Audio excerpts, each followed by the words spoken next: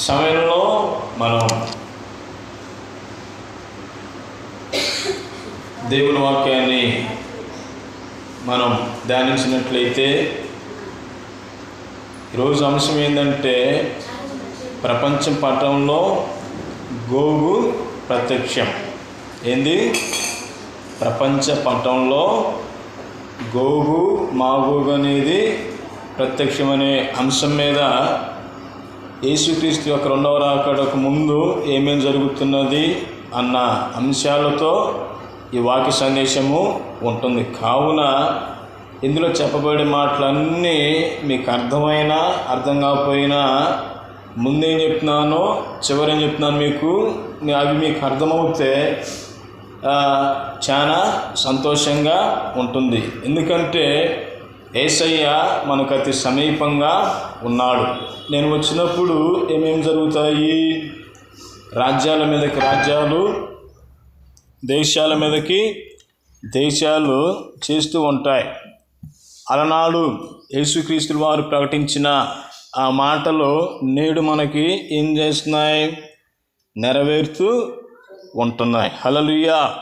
మత్తయి సువార్త 24 మనం 1 నుంచి 11 వచనాలను మనం చూసినట్లయితే యేసయ్య అక్కడ చెప్పిన మాటలన్నీ నేడు ఏమవుతున్నాయి?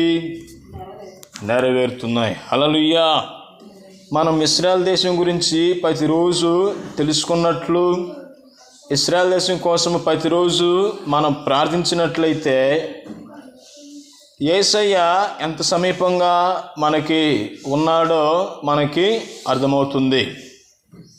ప్రియమైన దేవుని బిడ్డలారా, ఇప్పుడు మనం జీవిస్తున్న ఈ యొక్క దినాలు ఎలాంటి దినాలు? అంత్య దినాలు. ఎలాంటి దినాలు? అంత్య దినాలు. యేసుక్రీస్తు వచ్చినప్పుడు అక్రమము విస్తరించుట చేత ప్రేమలు చల్లారునని ఉన్నది. ప్రస్తుతానికి ఈ మనుషులు చూసినా సరే పైకి ప్రేమ ఉన్నట్టు నటిస్తున్నారు, కానీ అంతరంగంలో విషయం ఒకరినొకరు అప్పగించుకుంటారంట. ఎందుకని? వాడు అట్ట చేస్తాడు. నా నామమున అనేకులు అబద్ధ ప్రవక్తలు వస్తారు. ఈ అబద్ధ ప్రవక్తలు వచ్చి ఏమని ప్రకటిస్తారు? యేసయ్య ఏమని బోధించాడు? ఎక్కువ శాతము స్వనీతి పరులను విమర్శించాడు. ఎక్కువ శాతం ఎవరైతే నేనే గొప్ప, నేనే దేవుని బిడ్డనని ఎవరైతే చెప్పుకుంటారో వారిని ఆయన ఏం చేశాడు? విమర్శించాడు. కానీ పాపం చేస్తున్న వారిని ఎవరిని ఆయన విమర్శించలేదు.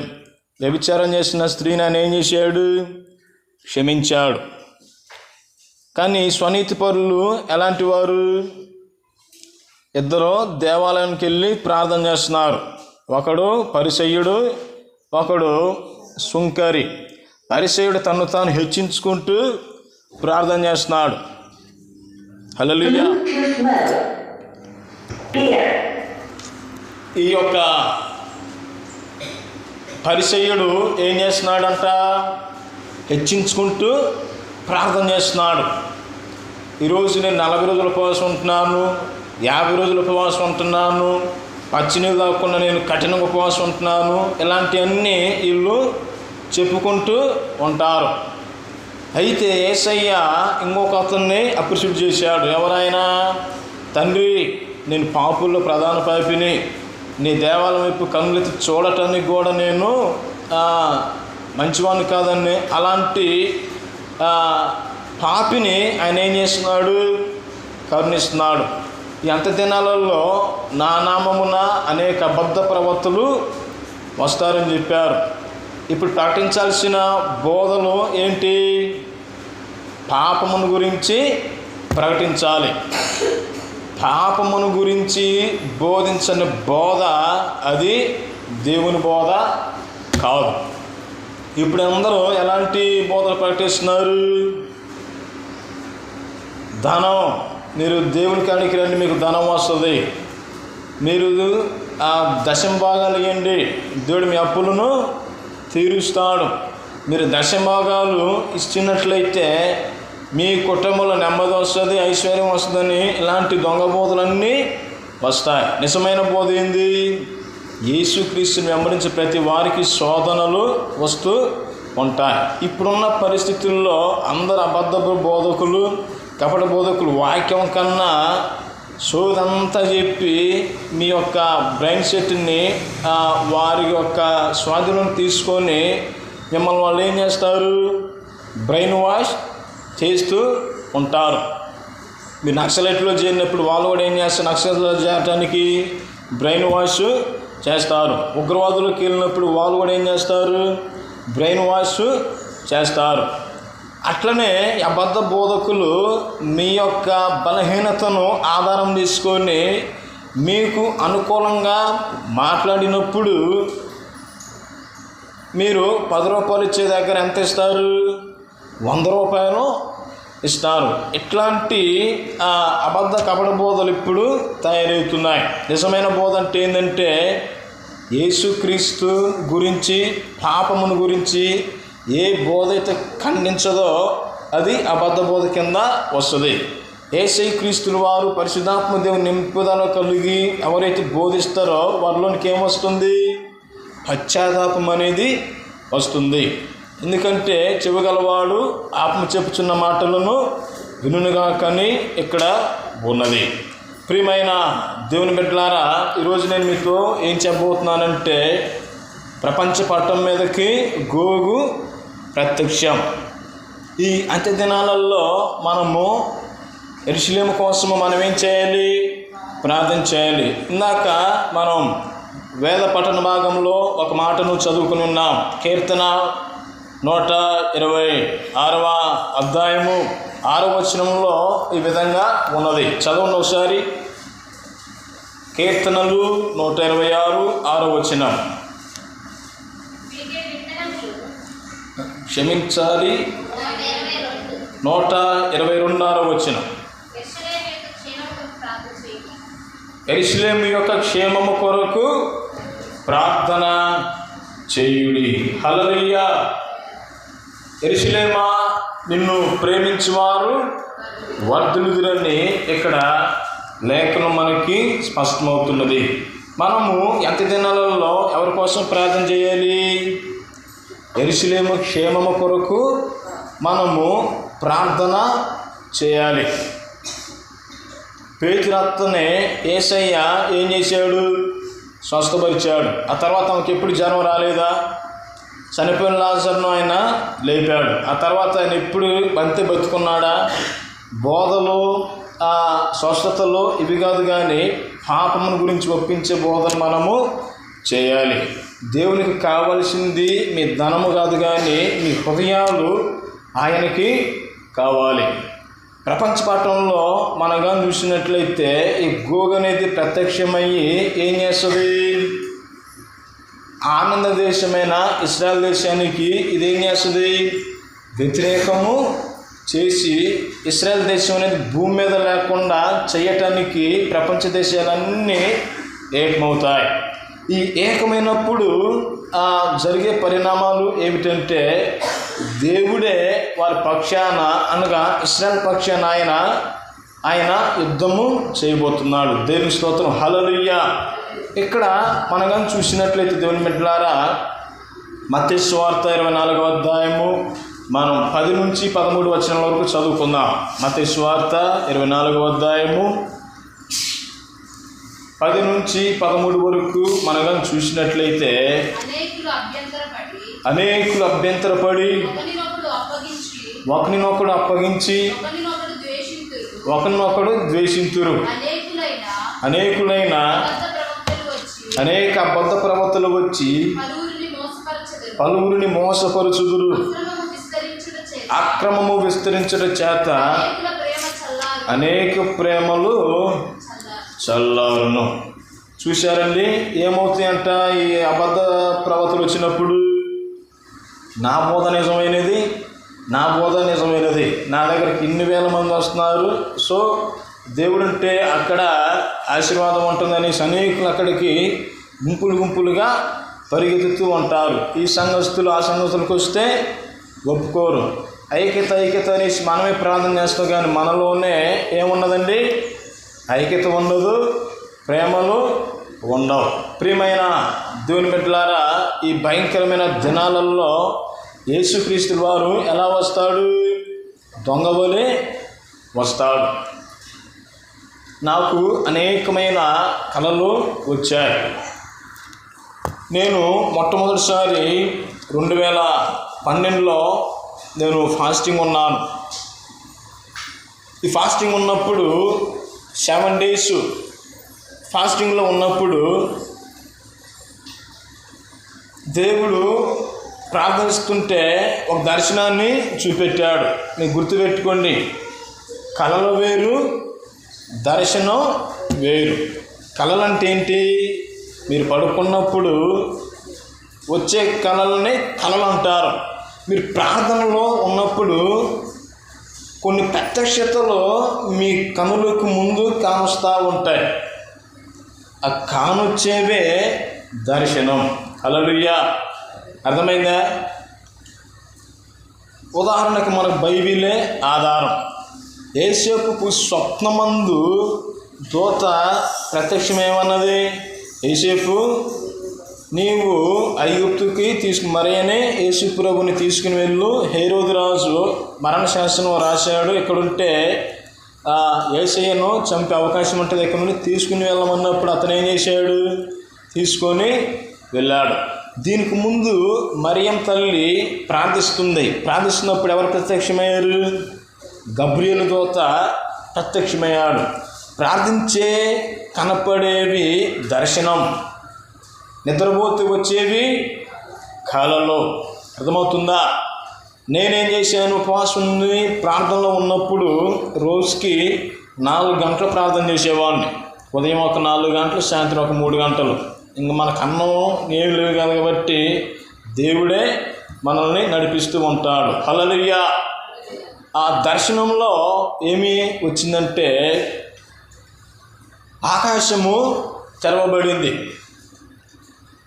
కొన్ని వేల గుర్రాలతో, తెల్లని గుర్రాల మీద కొన్ని దూతలు, సైన్యాలు వచ్చాయి.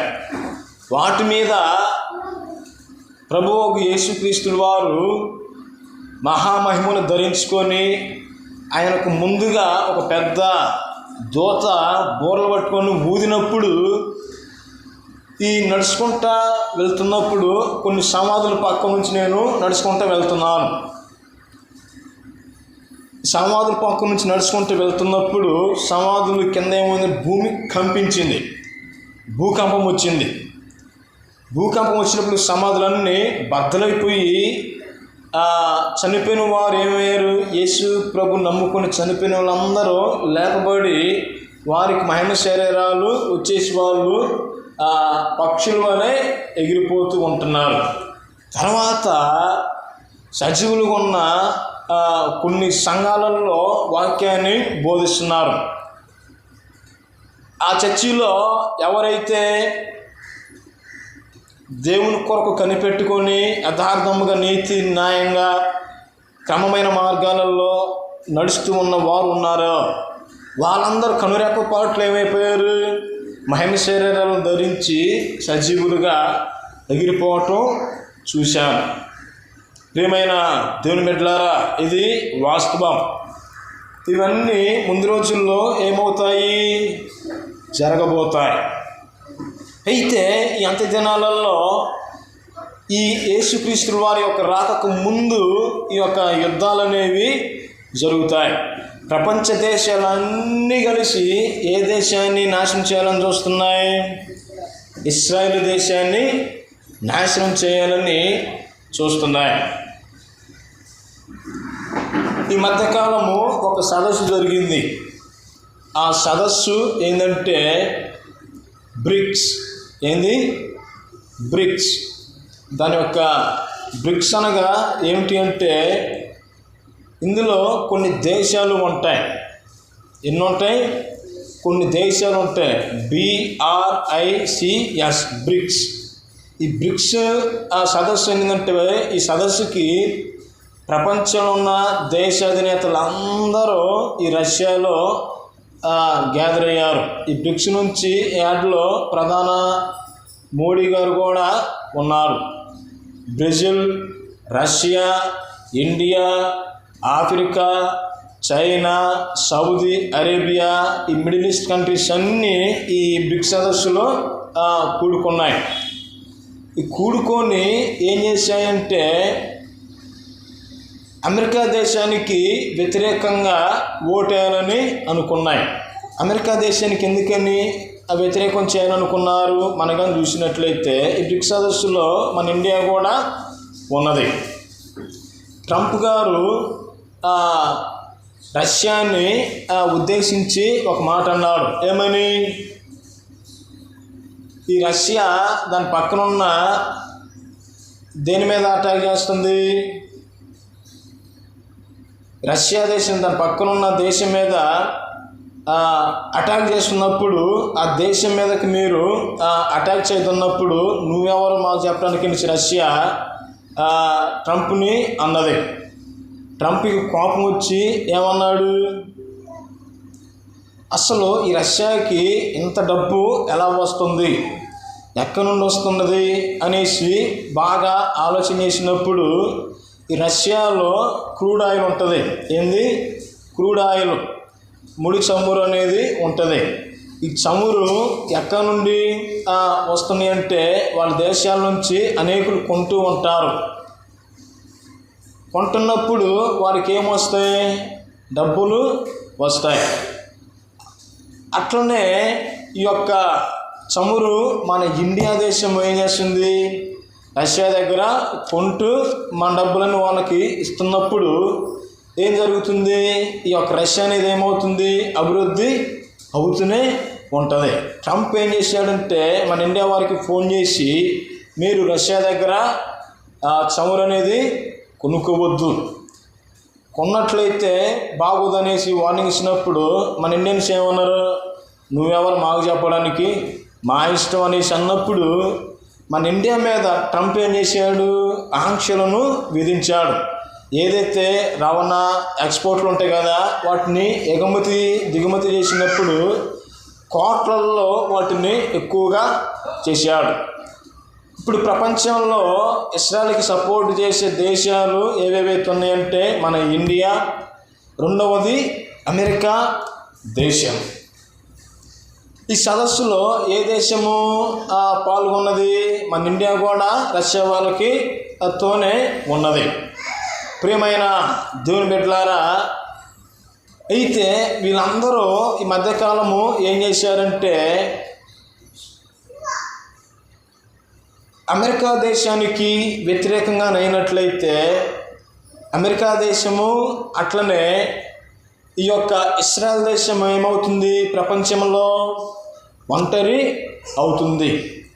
వీరి దగ్గర ఏమున్నదంటే ఇప్పుడు ఈ మధ్యకాలము వారు ఒక పేరేడ్ పని చేశారు. ఈ పేరేడ్లో ఈ రష్యా వాళ్ళు ఏం చేశారంటే వాళ్ళ దగ్గర ఉన్న బాంబులు ఉంటాయి కదా, ఈ బాంబులన్నీ చేశారు. ఈ బాంబులు ఎలాంటి భయాన్ని నింపుతాయి అంటే ఒక్క బాంబు వేస్తే భూమి బద్దలైపోద్ది.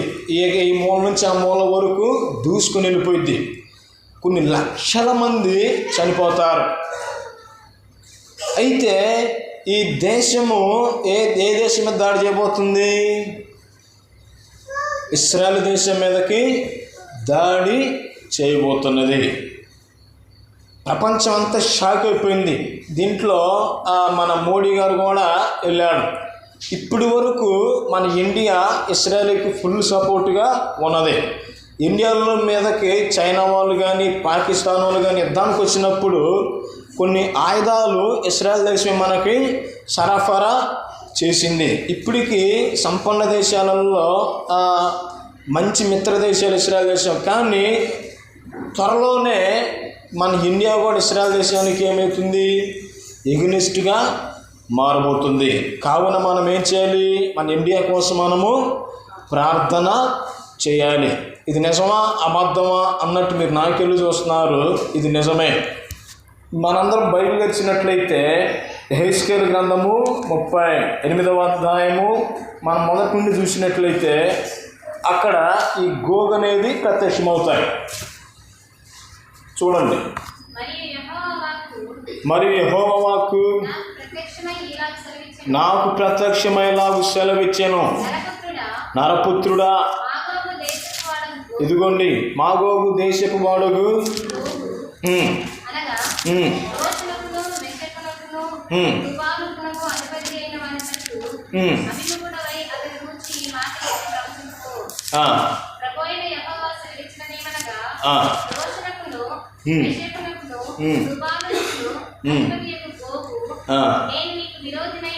నేను నీకు విరోధినై ఉన్నాను. చాలు. హల్లెలూయా.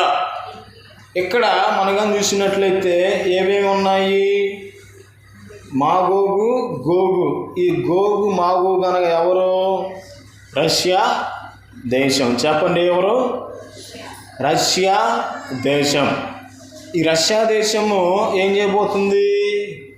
ఇశ్రాయేలు దేశానికి వ్యతిరేకము చేయబోతున్నది. ఈ ఇశ్రాయేలు దేశానికి వ్యతిరేకంగా ఏ దేశాలైతే లేస్తాయో ఆ దేశాలకు దేవుడు ఎవరవుతారు? విరోధి అవుతాడు. ఇది అసలు జరగదనేసి ఇప్పుడు ఎంతమంది అన్నా ఇది ప్రవచనం, ఇది ఖచ్చితంగా జరుగుద్ది. ఎందుకంటే యేసు ప్రభు చెప్పిన మాటల్లో ఒక్క పొల్లైనా ఒక పన్నైనా పోదు, భూమి ఆకాశములు గతించును కానీ నా మాటలు ఎన్నడూ గతింపో. ఇప్పుడు ప్రస్తుత పరిస్థితులు మనం కానీ చూసినట్లయితే ఈ ఇశ్రాయేల్ దేశానికి అన్నీ ఇప్పుడు మిత్రదేశం కానీ మనకి కనపడతాయి. కానీ భవిష్యత్తులో ఈ ఇశ్రాయేల్ దేశం మీద ఈ దేశాలన్నీ కలిపి ఏం చేస్తాయి? యుద్ధాన్ని ప్రకటించబోతూ ఉంటాయి. మన దేశ అధ్యక్షుడు ప్రధాని మోడీ గారు చైనా అధ్యక్షుడు జిన్పింగ్, చైనాకి మనకి ఎప్పుడు ఏమవుతాయి? ఎప్పుడు గొడవలే. ఒక 4-5 సంవత్సరాల క్రితం గాల్వన్ వ్యాలీలో చైనా వాళ్ళు వచ్చి ఏం చేశారు? కల్నల్ సంతోష్ బాబు గారిని చంపారు. వాళ్ళు ఏం చేస్తారు? చైనా వాడు ప్రపంచంలో ఉన్న చిన్న దేశాలకు డబ్బులు ఇచ్చి అప్పు తీర్చకపోతే ఆ దేశాలను వాడు ఏం చేస్తాడు? ఆక్రమించుకుంటూ వస్తారు. ఈ చైనా దేశము మనకేమైపోయింది? బద్ధ శత్రువు. ఈ శత్రువుతో ఈ మధ్యకాలం ప్రధాని మోడీ గారు కలిసి ఏం చేశాడు? ఇద్దరు మాట్లాడుకొని మనం కొట్టుకోకూడదు, తిట్టుకోకూడదు, మీ దేశంలో ఉన్న సరఫరా వస్తువులు కానీ మా దేశం సంబంధించిన ఐటమ్స్ అన్నీ మేము కొనుగోలు చేసుకోవచ్చు అనేసి అన్నారు. ఇప్పుడు మనం వాడుతున్న ఈ ఫోన్ ఉంది కదా, ఈ ఫోను ఎక్కడ తయారైంది? చైనా దేశంలోనే ఎక్కువగా తయారవుతాయి. మీరు సెల్ ఫోన్ వెనక్గాని ఏదైనా ఐటమ్ షాపులో కొనుక్కొని మీరు కానీ చూసినట్లయితే మేడ్ ఇన్ చైనా అనేసి ఉంటాయి. ఎంతమంది చూశారు అది? Very good. ప్రియమైన దేవుని బిడ్డలారా, బద్ధ శత్రు దేశాలతో కూడా ఇప్పుడు అన్నీ ఏమవుతున్నాయి? కమిట్ అవుతున్నాయి. ప్రియమైన దేవుని బిడ్డలారా, ఈ బ్రిక్స్ సదస్సులో మన ఇండియాలో కూడా నవంబర్లోనే జరిగింది. ఆ దేశ అధ్యక్షుడు వచ్చి మిత్రులైపోయారు. చైనా అధ్యక్షుడు ప్రధాని మోడీ గారు నా దగ్గర ఈ నిజామాబాద్ను మీరు చూస్తారు కానీ ఎల్టీవీ ప్రొజెక్టర్ అనేది మన దగ్గర ఉన్నట్లయితే వాటిని మీకు లైవ్లోనే మీకు వేసి చూపించాలనేది నా కోరిక. ఈ ఎల్టీవీ ప్రొజెక్టర్ అనేది దరిదాపు ఒక 35,000 దాకా అవుతాయి. ఎవరన్నా స్పాన్సర్ చేసేటట్టు మీరు ఏం చేయాలి? ప్రార్థన చేయండి. ఎందుకంటే ఇలాంటివన్నీ మీరు చూస్తున్నప్పుడు వింటున్నప్పుడు మీకు ఏం కలుగుతుంది? అత్యాశక్తి కలుగుతుంది. ఆ యొక్క టెక్నిక్ నాకు తెలుసు, కానీ మన దగ్గర అంత సామర్థ్యము లేదు. కావున దేవుని బిడ్డలారా, ఇవన్నీ రాకడకు ముందు జరిగే భయంకరమైన సంఘటనలు. నేనేం చెప్పబోతున్నానంటే మనము సంసిద్ధంగా ఉండాలి. ఎందుకు? ఆయన త్వరగా రాబోతున్నాడు. ఆయన వచ్చినప్పుడు మనం అందరం ఎలా ఉండాలి? ఆయన ఎదుట పరిశుద్ధముగా, ఆయన వల్లే మనం పరిశుద్ధులుగా మార్చబడ్డప్పుడు ఈ లోకంలో భయానకమైన పరిస్థితులు జరుగుతాయి. ఈ భయానకమైన పరిస్థితుల నుంచి మనం ఏం చేయబోతాము? విడిపించబడి ఆ దైవరాజ్యంలో ఆయనతో యుగాలు మనము ఏలబోతున్నాం. అయితే ప్రియమైన దేవుని బిడ్డలారా, ప్రపంచంలో ఉన్న ఏ దేశాలు అన్నీ ఇప్పుడు ఎగ్నిస్ట్గా ఏ దేశానికి అవుతాయి? ఇశ్రాయేల్ దేశానికి ఎగ్నిస్ట్గా అవుతాయి. అయితే ప్రపంచంలో ఇప్పుడు ప్రస్తుతానికి ఇశ్రాయేల్ సపోర్ట్ ఉండేది ఎవరు? అమెరికా దేశమే. ముందు రోజుల్లో అమెరికా దేశం కూడా ఇశ్రాయేల్ దేశానికి సపోర్టు చేయదు. ప్రపంచంలో ఒంటరిగా మిగిలిపోతుంది మన ఇశ్రాయేలు దేశం. ఒంటరైన వాడు 10,000 మంది అగును, ఎన్నికలేని వాడు బలమైన జనమగునని దేవలేఖనము వారికి స్పష్టమవుతుంది. హల్లెలూయా. నిన్నటిగా చూసినట్లయితే ఈ గాజా యుద్ధాలన్నీ ఆగిపోయిన తర్వాత మరలా గాజా ప్రజలు ఏం చేశారు? హమాస్ ఉగ్రవాదులు ఇశ్రాయేల్ ప్రజలను చంపినప్పుడు మన ఇశ్రాయేలీయులు వాళ్ళని ఎంతమంది చంపారంటే 28 మందిని మొన్న చంపేశారు. చూడండి, ఇశ్రాయేల్ దేశము దాని పేరేమిటి? శాంతి సమాధానం పట్టణమే, కానీ ఇంతవరకు దానిలో శాంతి అంటూ లేదు. ఆ దేశము ఏర్పాటయ్యి దరిదాపు 70 సంవత్సరాలు దాటుతున్నా కానీ ఇంతవరకు వాళ్ళు ప్రశాంతంగా పడుకున్నది లేదు. వాళ్ళు ప్రశాంతంగా కంటి మీద కునికేసిందే లేదు. నిత్యము ఏదో ఒక రోజు 2-3 చస్తూనే ఉంటారు, యుద్ధాలు జరుగుతూనే ఉంటాయి. ఐడిఎఫ్లో మనగా చూసినట్లయితే చిన్న వయసు అమ్మాయిలు వాళ్ళకి 18 సంవత్సరాలు రాగానే 2 సంవత్సరాలు ఆర్మీలో పనిచేయాలి ఇశ్రాయేల్ దేశంలో ఉంటే. లేడీస్ కూడా ఏం చేస్తారు? ఆ యుద్ధాలలో పాల్గొంటారు. మీరు యూట్యూబ్లో కానీ గూగుల్ కానీ ఐడిఎఫ్ అని కొడితే వాళ్ళ గురించి వస్తాయి. అసలు దేవునికి ఇశ్రాయేలుకి సంబంధం ఏంటంటే వీళ్ళందరూ ఎవరి సంతానము? దేవుని సంతానమై ఉన్నారు. ఈ దేవుని సంతానాన్ని ప్రపంచంలో అపవాదైన సాతాను ప్రపంచ దేశాలన్నిటినీ ఏకం చేసుకొని ఈ చిన్న దేశాన్ని ఆ భూమి మీద లేకుండా పుడిచిపెడటానికి ప్రయత్నం చేసినప్పుడు దేవుడే జోక్యం చేసుకుంటాడు. హల్లెలూయా. నిన్ను ముట్టువాడు నా కనుగుడ్డును ముట్టును, నీకు విరోధముగా రూపించబడిన ఏ ఆయుధము వర్ధలదని దేవుని లేఖనము సెలవిస్తున్నాయి. అయితే ఈ బ్రిక్స్ సదస్సు ఒక నిర్వచనం ఏంటంటే అమెరికా దేశానికి వ్యతిరేకం చేయడానికి. ఇప్పుడు ప్రపంచంలో ఏ దేశానికి చెందిన కరెన్సీ నోట్లు ఉంటాయి. కరెన్సీ నోట్లు అంటే డబ్బులు. మన డబ్బులు మన ఇండియాలోనే చెల్లుతాయి. పాకిస్తాన్ డబ్బులు పాకిస్తాన్లోనే చెల్లుతాయి. చైనా డబ్బులు చైనాలోనే చెల్లుతాయి. రష్యా డబ్బులు రష్యాలోనే చెల్లుతాయి. ఏ దేశంలో డబ్బులు ఆ దేశంలోనే చెల్లుతాయి. కానీ ఈ దేశంలో ఉన్న డబ్బుని వేరే దేశంలోకి మారిస్తే అవి మారవు. కానీ ప్రపంచంలో ఒక కరెన్సీ ఉన్నది. ఆ కరెన్సీ అమెరికన్ డాలర్. ఏంది? American dollar. అమెరికన్ డాలర్ విలువ ఇప్పుడు ఎంత అంటే మన ఇండియన్ రూపీస్లో $1 వచ్చేసి 84 రూపాయలు. ఎంత? వాళ్ళకు ₹1 సమానం డాలరు. మనకి ఎంతతో సమానము?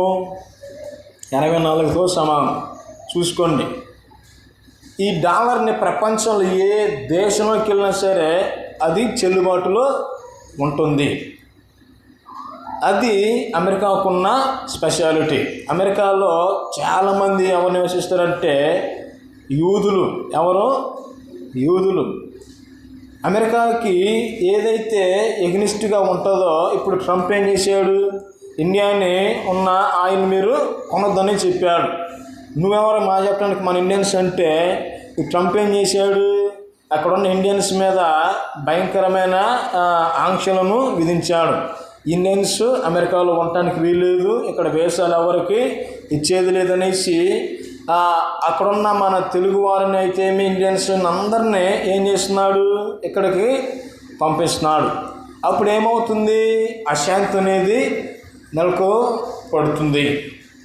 శాంతి మార్గాలను ఏమైపోతాయి? అశాంతి మార్గాలు అయిపోతాయి. క్రైసిస్ అనేది వస్తాయి. శ్రీలంకలో మనం చూసాం, ఎంతమంది ఆర్థిక వ్యవస్థ దెబ్బతిని రోడ్ల మీదకి వచ్చారో మనం చూసాం. మన ఏరియాలో పాల ప్యాకెట్ ఎంత పెద్దది? 36 రూపాయలు.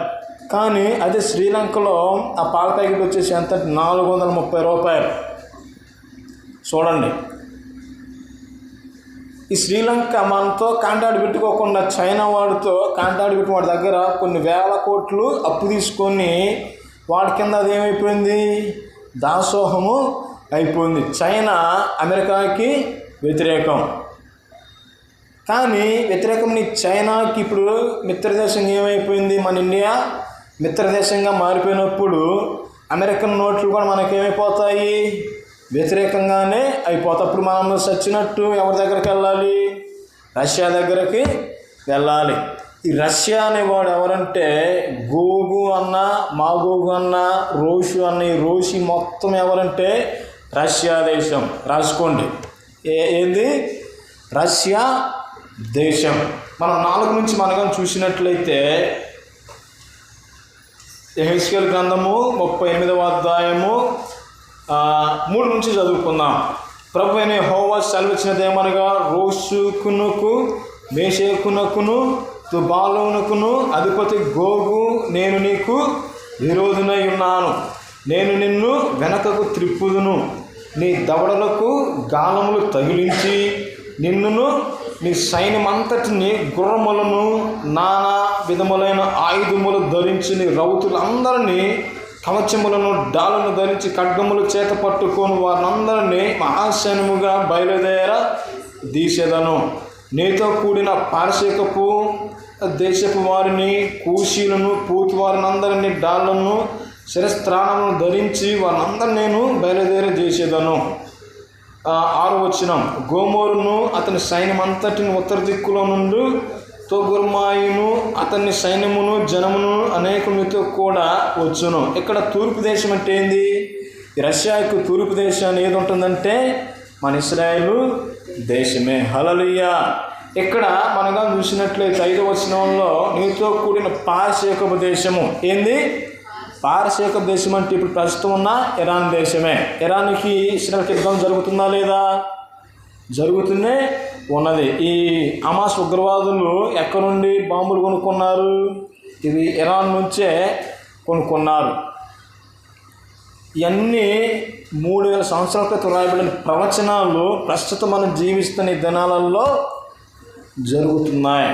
ఎందుకంటే యేసుక్రీస్తు వారు త్వరగా రాబోతున్నాడు. ఈ ప్రపంచ దేశాలలో ఇవన్నీ ఎందుకని మనకి వ్యతిరేకంగా లేకపోతున్నాయి? అమెరికా వాడు చేసిన కుంపుక కాదు, ఇది ఒక ప్రవచనమై ఉన్నది. అవునన్నా కాదన్నా ఖచ్చితంగా మన ఇండియా కూడా ఇశ్రాయేల్ దేశానికి త్వరలోనే ఎగ్నిస్ట్గా మారబోతుంది. అందుకని మనం ఏం చేయాలి? యెరూషలేమా, నిన్ను ప్రేమించేవారు వర్ధిల్లుదురు. యెరూషలేము క్షేమం కోసం మనం ఏం చేయాలంట?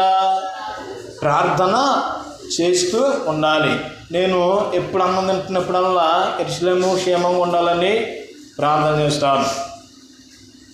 ఎందుకంటే వారిని మనం ఎప్పుడైతే మనం దీవిస్తామో, వారిని ఎప్పుడు మనమైతే ప్రేమిస్తామో, ఆ ప్రేమమయుడైన దేవుడు వారిని కరుణించినట్లు మనల్ని కూడా ఏం చేస్తాడు? ఆయన కరుణించి దీవిస్తూ ఉంటాడు. అయితే ఈ యొక్క మాగోగు అనగా ఏ దేశం అండి? రష్యా దేశం. ఈ రష్యా దేశము ఇప్పుడు ప్రపంచంలో అన్నింటికన్నా పెద్ద దేశముగా ఉన్నది. ఈ చిన్న చిన్న దేశాలన్నీ, విడిపోయే దేశాలన్నీ రష్యా ఏం చేస్తుంది? కొనుక్కుంటూ ఉంటుంది. ఆక్రమించుకొని తనలోనికి చేర్చుకొని భూమి లోకంలో ఉన్న సకల దేశాలన్నీ కలిపి ఏ దేశం మీదకి రాబోతున్నాయి? చిన్న దేశమైన ఇశ్రాయేలు దేశం మీదకి రాబోతున్నాయి. గుర్తుంచుకుని దేవుని బిడ్డలారా, అసలు ఈ గొడవ గోలంత ఎందుకంటే ఈ అమెరికన్ డాలరుని తీసివేసి వాళ్ళు కొత్త డాలర్ని సృష్టించాలి. ఏం చేయాలి? కొత్త డాలర్ని సృష్టించాలి. దాన్నే బ్రిక్స్ సదస్సు అన్నారు. ఏమన్నారు? బ్రిక్స్ సదస్సు అన్నారు. ఇందులో ఏమేం చేయాలంటే ఈ యొక్క ఇరాన్ దగ్గర యూఫ్రటీస్ నది అనేది ఉంటుంది. యూఫ్రటీస్ నది మన బైబిల్లోనే రాయబడింది. ఇది ఎక్కడ ఉన్నది? ఇరాన్లోనే ఉన్నది. ఇక్కడ ఈ తోగర్మ కానీ మేషేకు కానీ ఇక్కడ మనం చూసినట్లయితే దేవుని బిడ్డలారా ఇవన్నీ ఈ యొక్క యూఫ్రటీస్ నది చుట్టూరే ఉంటాయి. తోగర్మ అంటే ఏంటంటే టర్కీ దేశం ముస్లిం దేశమే కదా. ఇది సిరియా దేశము. అట్లనే ఈ చుట్టుపక్కల ఉన్న దేశాలన్నీ సౌత్ సుడాను, వెస్ట్రన్ సుడాను, ఇవన్నీ ఏ దేశానికి ఎగనిస్ట్గా మారబోతున్నాయి? ఇస్రాయేల్ దేశానికి మారబోతున్నాయి. ఇప్పుడు మనం చేయాల్సింది ఏంటంటే యెరూషలేము యొక్క క్షేమం కోసం మనం ఏం చేయాలి? ప్రార్థన మనం చేయాలి. ఇశ్రాయేలుని ప్రేమించేవారు ఎన్నడూ కూడా వారు కింద ఉన్నారు, పై స్థాయిలోనే ఉంటారు. ప్రియమైన దేవుని బిడ్డలారా, ఇప్పుడు ఈ యొక్క కరెన్సీని వాళ్ళు చేసేసి కొత్త కరెన్సీ సృష్టించాలి. మనము ఇంకా కొట్టుకోకుండా అందరం కలిసి ఏం చేయాలి? మిత్రులుగానే ఉండాలని ఐక్యరాజ్య సమితిలో వారు కొంటారు. ప్రతి దేశంలో సంవత్సరం ఒకసారి సదస్సు జరుగుతూనే ఉంటుంది. ఆఖరిగా ఒంటరిగా ఒకే దేశం మిగిలిపోతుంది. ఆ దేశమే ఇశ్రాయేలు దేశం. ఈ దేశం కోసం మనం ఏం చేయాలి? మనము ప్రార్థించాలి. మనం ప్రార్థించినప్పుడు ఏం జరుగుతుందంటే ఈ లోకమే వారి మీదకి విరోధి అయినప్పుడు దేవుడు వారి పట్ల దిగుతారు. నీతో యుద్ధం చేయబోతు నేను యుద్ధము చేస్తాను. ఆ యుద్ధంలో చంపబడిన వారిని వారి మాంసాలను తినటానికి కొన్ని వింత పక్షులు వచ్చి వారి మాంసాన్ని తినేస్తూ ఉంటాయి. దీనినే గోగు మాగోగు యుద్ధం అని కూడా అన్నారు. ప్రకటన గ్రంథము 20వ అధ్యాయంలో ఇది రాయబడి ఉంటుంది. ప్రియమైన దేవుని బిడ్డలారా, ఈ యొక్క ఆకాశ పక్షులు పక్షుల చనిపోయిన శవాలను లెక్కనవి తింటూ ఉంటాయి. అయితే ఇంత భయంకరమైన వాస్తవాలు ఎందుకు జరగబోతున్నాయి అంటే యేసుక్రీస్తుల వారు అతి త్వరగా రాబోతున్నారు. మనం ఏ బోధలు వినాలి? పాపాన్ని ఖండించే బోధలు వినాలి.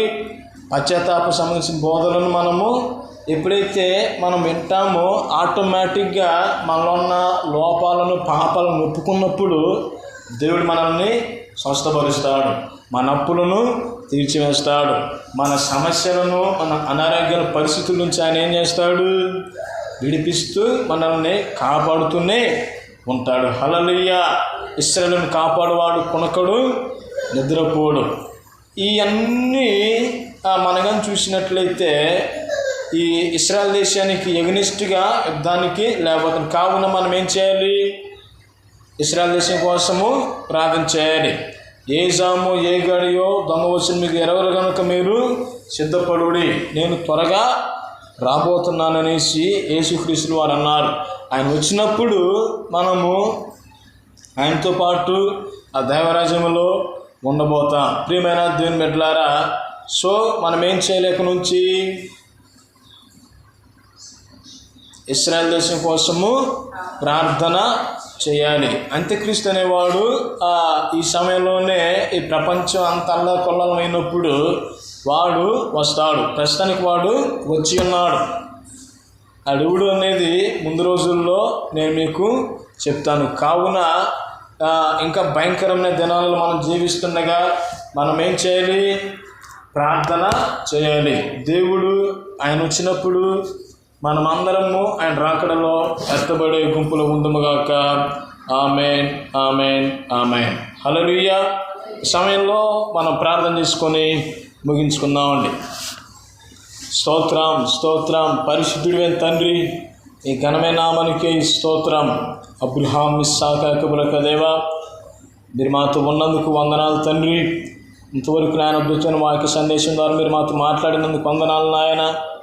దయగలిగిన వాడ అబద్ధ బోధలందు మా చెవి యొక్క నాయన, రాకడ బోధలందు తండ్రి దేవా నువ్వు అతి త్వరగా రానయ్యున్నావు. మీరు వచ్చినప్పుడు వధువు సంఘము వలె నాయన మేము పరిశుద్ధపరచబడి నీ రాకడలో ఎత్తబడి గుంపుగా మా సంఘ బిడ్డలను మా సంఘాలను మీరు ఉంచమని యేసయ్య నామములో అడుగుతున్నాం తండ్రి. ఆమేన్, ఆమేన్, ఆమేన్.